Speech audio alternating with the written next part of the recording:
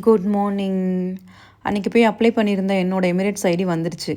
Emirates ID எப்படா வரும், எப்படா லைசன்ஸ் ப்ராசஸ் ஸ்டார்ட் பண்ணலான்ட்டு ஒரே குறுன்னு வெயிட் பண்ணிட்டு இருந்தேன். இங்கே லைசன்ஸ் வாங்க நிறைய ப்ரொசீஜர்ஸ் இருக்கும். நம்ம ஊரை விட இங்கே ரொம்ப ஸ்ட்ரிக்ட்னு சொன்னாங்க.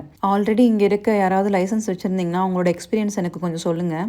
யூஏஇ கண்டிஷன் படி இந்தியாவில் லைசன்ஸ் இருந்தால் இங்கே கோல்டன் சான்ஸ் ஒன்று தருவாங்களாம். அதில் ஃபெயில் ஆகிட்டா அகைன் 3 months வெயிட் பண்ணுற மாதிரி இருக்கும்னு சொன்னாங்க.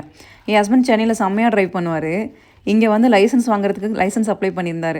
லாஸ்ட்டு மார்ச் ஏப்ரல் அப்போ நடந்துச்சு. இது எக்ஸாம் எழுதி அதில் பாஸ் பண்ணி சிமுலேட்டர் டெஸ்ட் அட்டன் பண்ணி அப்புறம் டைம் எடுத்து அவங்க கொடுத்த ஷெடியூல் படி டிரைவிங் கிளாஸ் கம்ப்ளீட் பண்ணி ரொம்ப ஆசையாக ஃபைனல் எக்ஸாமுக்காக வெயிட் பண்ணிட்டு இருந்தார். மே மந்தில் டிரைவிங் எக்ஸாம் வந்துச்சு.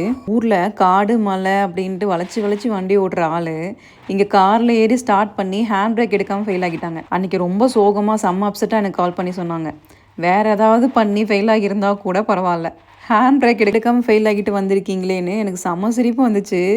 ஆனால் பாவம் இதுக்காக ரொம்ப நாள் ஆசையாக வெயிட் பண்ணி இப்படி ஆயிடுச்சேன்னு அப்செட்டாக இருக்காங்க. இந்த டைமில் நம்ம வேற சிரிக்கக்கூடாதுன்னு சிரிப்பை கண்ட்ரோல் பண்ணிவிட்டு கலாய்க்காமல் கம்முன்னு ஆறுதல் சொல்லிட்டு இருந்தேன். ஒரு வாரம் கழித்து ஹேண்ட் பிரேக் எடுக்காமல் எவனாவது ஃபெயில் ஆவானான்னு சொல்லி வச்சு செஞ்சாச்சு.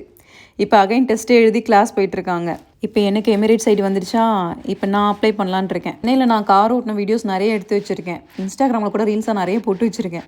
அந்த ரீலெல்லாம் கொண்டு போய் காமிச்சா எனக்கு லைசன்ஸ் தருவாங்களா ஃப்ரெண்ட்ஸ்?